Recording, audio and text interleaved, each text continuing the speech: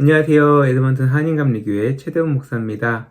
하나님께서 주신 선물에 감사하며 그 은혜 나누는 한 주 되셨는지요? 오늘은 성령 강림 후 14주 되는 주일입니다. 오늘은 사도행전 12장의 말씀을 통해 은혜를 나누고자 합니다. 먼저 1절에서 7절 말씀 읽어보겠습니다. 그때 헤롯 왕이 손을 들어 교회 중에서 몇 사람을 해하려 하여 요한의 형제 야고보를 칼로 죽이니 유대인들이 이 일을 기뻐하는 것을 보고 베드로도 잡으려 할세 때는 무교절 기간이라 잡음에 옥에 가두어 군인 4씩인 4패에 맡겨 지키고 6월절 후에 백성 앞에 끌어내고자 하더라. 이에 베드로는 옥에 갇혔고 교회는 그를 위하여 간절히 하나님께 기도하더라. 헤롯이 잡아내려고 하는 그 전날 밤에 베드로가 두 군인 틈에서 쇠사슬에 매어 누워 자는데 파수꾼들이 문 밖에서 옥을 지키더니 호련히 주의 사자가 나타나매 옥중에 광채가 빛나며 또 베드로의 옆구리를 쳐 깨워 이르되 급히 일어나라 하니 쇠사슬이 그 손에서 벗어지더라. 아멘. 12장의 말씀은 대부분 베드로가 옥에서 풀려나는 사건에 초점을 맞추는 경우가 많죠. 하지만 그 전에 사도 야고보가 헤롯의 그 칼날을 피하지 못하는 모습이 나옵니다. 하나님께서 복음의 사명을 위해 12제자를 통해 하실 일이 많았을 텐데 왜 사도 야고보는 헤롯의 칼날에 죽임을 당해야 했을까요? 또한 그의 죽음의 상황을 자세히 보면은 야고보의 죽음이 정말 허무하게 느껴집니다. 그가 죽은 이유가 헤롯의 정치적 인기를 위해 희생되었기 때문이죠. 12장에 나오는 헤롯은 우리가 잘 아는 예수님 탄생 시기 통치자였던 헤롯 대왕의 손자인 헤롯 아그리파 1세입니다. 아그리파 1세에 대한 기록은 역사가 요세푸스의 유대 고대사에도 기록되어 있는데요.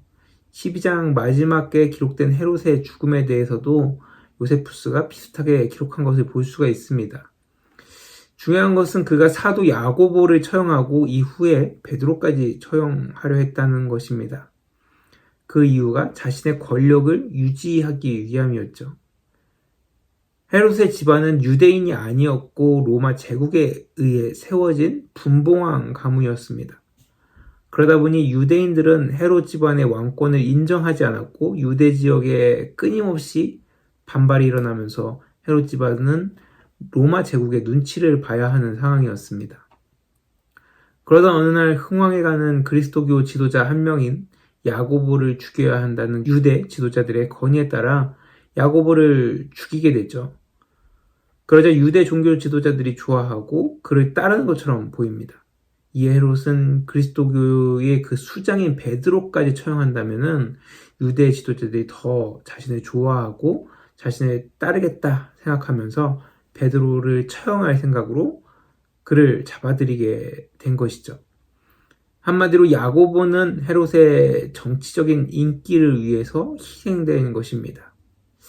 참으로 허무하게 보이는 야고보의 죽음, 하지만 이러한 죽음조차도 하나님의 뜻과 계획이 있다라는 것을 우리는 알아야 하죠. 죽음이 끝이라고 생각하는 사람의 입장에서는 야고보의 죽음이 헛되게 보일 수 있습니다. 하지만 영원의 삶을 준비하신 하나님의 입장에서는 야고보의 죽음은 결코 헛되지 않다라는 것이죠.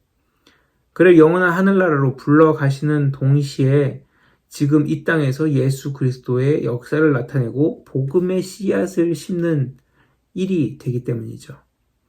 이렇듯 우리가 나의 삶에 하나님의 일을 위해 수고하고 헌신하는 것이 때로는 어리석고 손해보는 것 같으며 소용없어 보일 때가 있습니다. 하지만 우리의 한 걸음 한 걸음이 하나님의 일을 이루어가는 것임을 우리는 분명히 기억해야 한다라는 겁니다. 지금 우리가 하나님의 일을 위해 하는 모든 일들을 통해 하나님은 놀라운 일을 이루고 계심을 기억하면서 살아갈 수 있는 우리 모두가 되시길 간절히 소원합니다. 우리 그것을 기억하면서 이 시간 함께 찬양해 보도록 하겠습니다.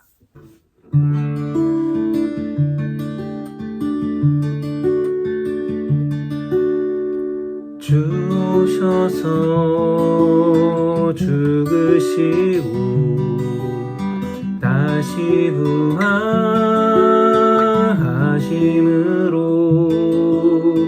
이미만 하나님 나라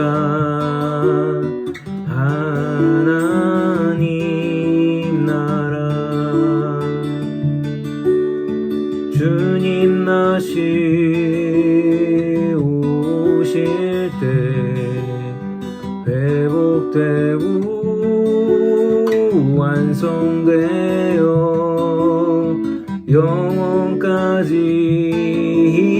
이어질 나라 하나님 나라 우린 그 나라에 속한 사람들 이 세상 속에 살고 있지만 우린 그 나라의 증인된 자들 전혀 다른 삶을 살아가네 우린 그 나라에 속한 사람들 이 땅을 밟고 살아가지만 우린 그 나라의 증인된 자들 소망의 나를 앞서 사네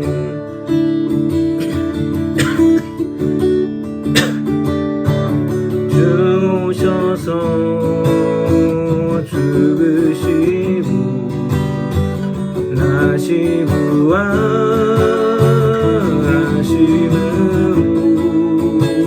이미만 하나님 나라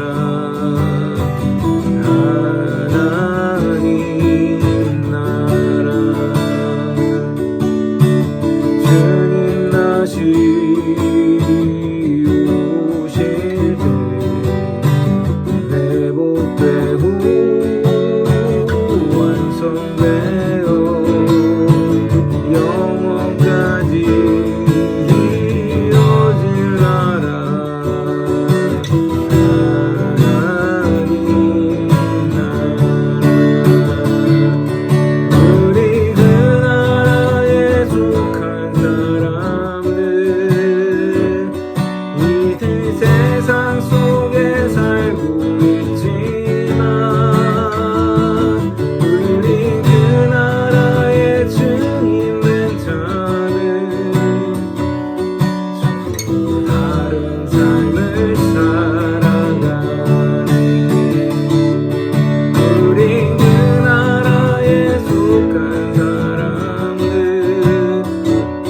이 땅을 밟고 살아가지만 우린 그 나라의 증인된 자들 소망의 나를 앞서 사네 소망의 나를 앞서 사네 전혀 다른 삶을 살아가네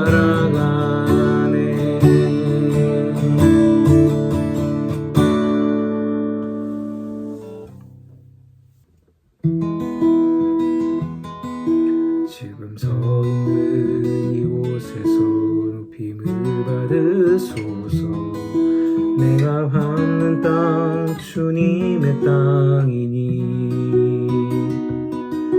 하늘이 주의 이름 높이 올리며 넓은 바다가 주를 노래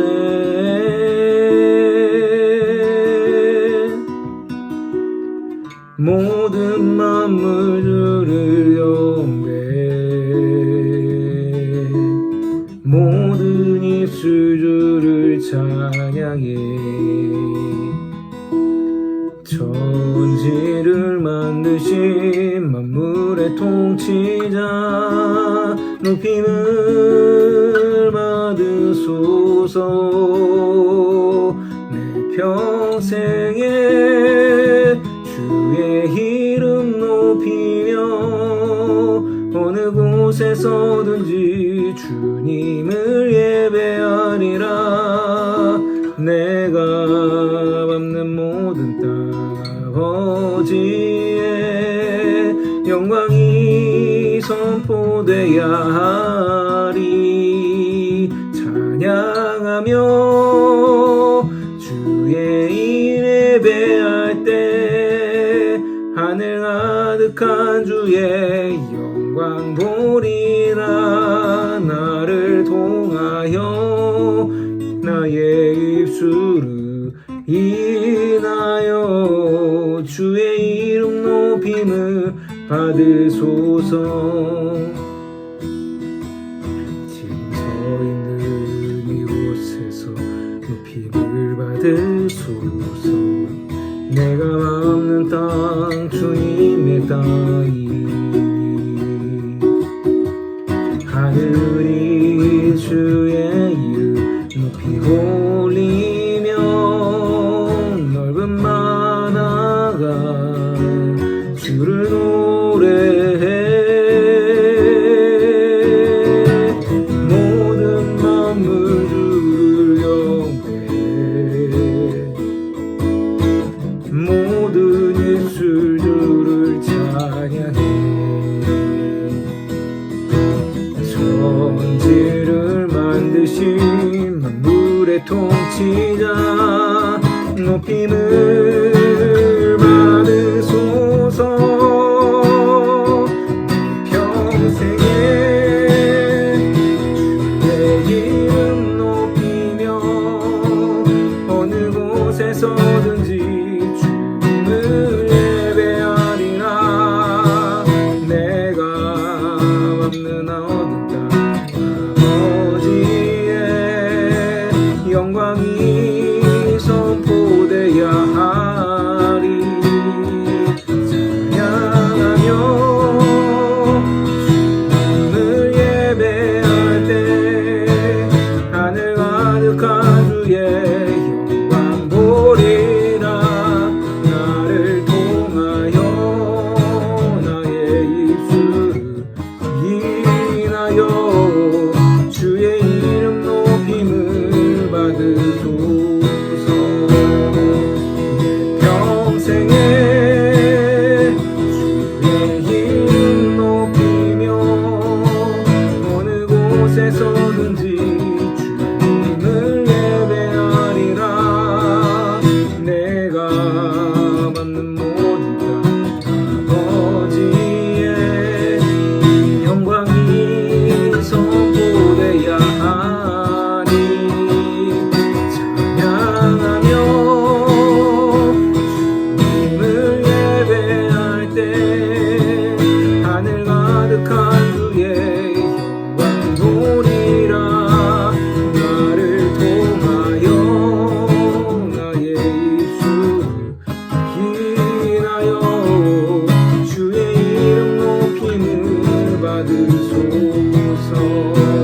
나를 통하여 나의 입술을 인하여 주의 이름 높임을 받으소서.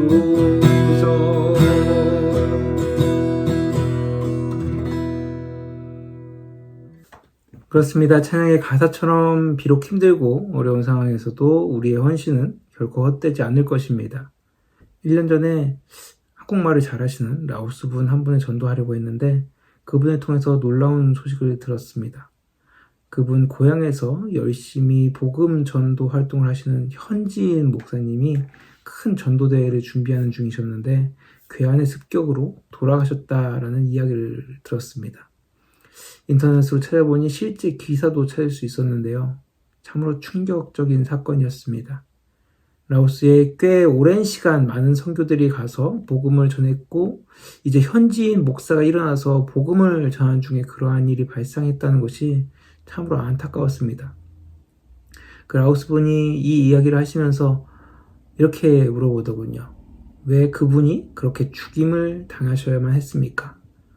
분명 하나님의 일을 하려고 하는 분인데 왜 그렇게 죽게 하셨는지 자신은 이해가 가지 않는다라고 이야기했습니다. 그 이야기를 들으면서 한국도 초기에 엄청난 박해와 죽음 가운데 복음이 전해진 것이 생각났습니다. 그분께 한국도 수많은 사람들이 복음을 위해 고생하시다가 또 애쓰시다가 돌아가셨지만 그들의 죽음이 결코 헛되지 않았다라는 것을 이야기해 주면서 분명 그 목사님의 죽음을 통해 그 땅에 복음의 씨앗이 심겨지고 이제 복음이 퍼져나가게 될 것이다 라고 이야기해 주었습니다. 그렇습니다. 우리가 믿고 따르는 기독교 항상 그렇게 퍼져나갔습니다. 비록 힘들고 어렵지만 희생하고 사랑을 부어준 그 자리에 복음의 꽃이 피어나고 열매가 맺히고 다시 씨앗이 뿌려지면서 전파되어 왔죠. 지금 우리의 현실이 초기 기독교 때나 한국 초기 기독교 전파 때 그리고 라오스 상황과는 너무 다르다라고 생각하시나요? 저는 전혀 그렇지 않다라고 말씀드리고 싶습니다. 오히려 그것보다 더 치열한 영적 싸움이 벌어지고 있을지도 모릅니다. 평안해 보이지만 지금 내가 하나님의 사랑으로 조금 더 희생하고 조금 더 헌신해야 기독교의 복음이 전파되고 전해지는 상황이라는 거죠. 하지만 기독교가 오랜 시간 전파된 대부분의 지역은 세상의 편안함과 안락함으로 더 이상 하나님을 찾지 않고 현세의 만족에 더 집중하면서 살아가는 사람들의 모습을 볼 수가 있죠. 죽음 이후의 삶은 생각하지 못하고 현실만을 즐기면서 사는 수많은 사람들이 너무 많다라는 겁니다. 그리고 그 안에 그리스도인들조차도 안정된 삶에 안주하면서 죽음 이후의 삶을 잊어가고 있죠. 하지만 우리 그리스도인들은 분명히 알고 있어야 합니다.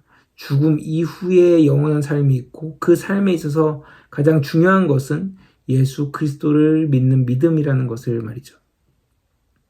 평안한 세상에서 그리스도인들조차도 이 복음을 잃어가고 있습니다. 우리는 이 영적 전투에서 치열하게 싸워가면서 이 진리를 지켜야 한다라는 것이죠. 예수 그리스도만이 길이요, 진리요, 생명이라는 것을 말입니다.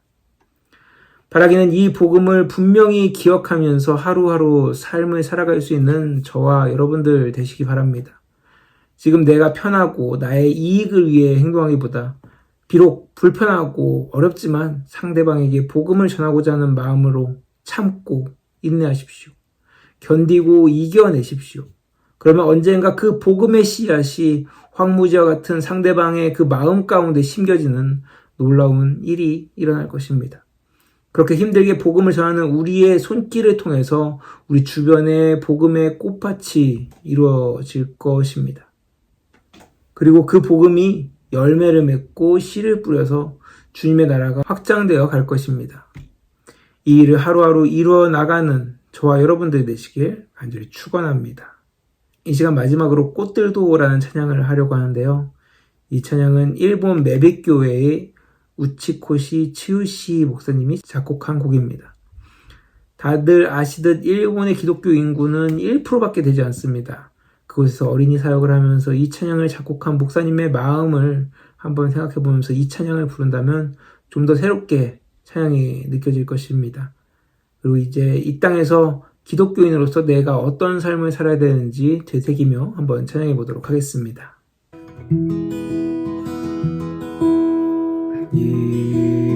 이곳에 생명샘 솟아나 눈물 굴짝 지나갈 때에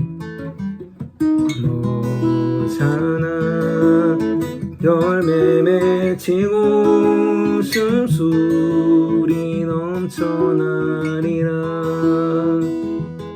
꽃들도 구름도 바람도 넓은 바다도 찬양하라 찬양하라 예수를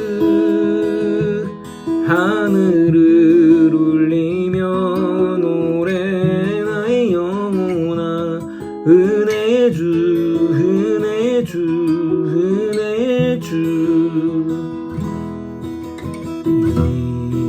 이곳에 생명샘 솟아나 눈물 굴짝 지나갈 때에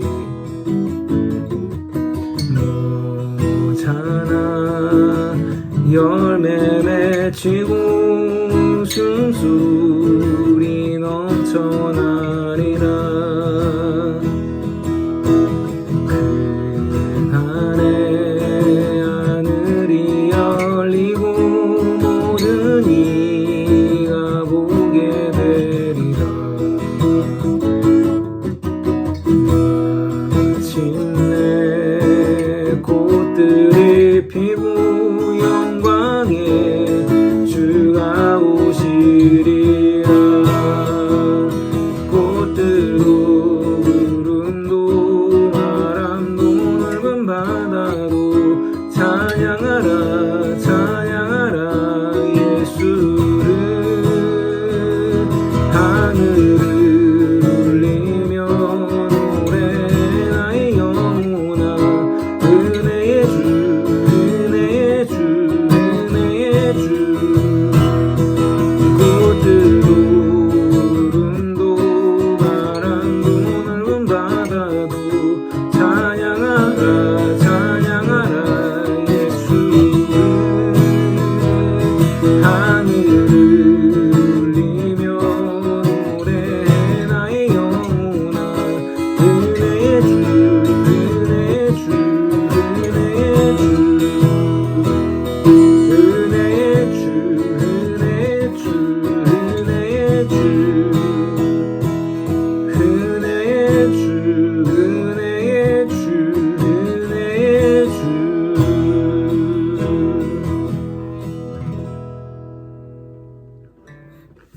하나님 감사합니다. 오늘도 이렇게 주님의 은혜 가운데 귀한 주님의 날 허락하시고 우리가 다시 한번 하나님의 놀라운 은혜와 계획 가운데 있음을, 그곳에서 살아가고 있음을 다시 한번 깨닫게 하시니 너무 감사합니다.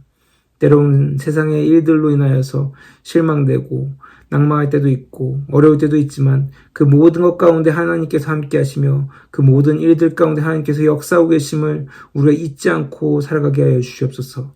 그래서 하나님의 그 복음을 전할 수 있는 힘과 마음으로 그들을 위해서 희생하고 또 그들을 위해 헌신할 때 그곳에 생명의 씨앗이 뿌려지게 하시고 또 그곳에 하나님의 놀라운 역사가 꽃피게 하시고 또 그곳에 하나님의 놀라운 열매들이 맺어질 수 있는 일들이 있게 하여 주시옵소서.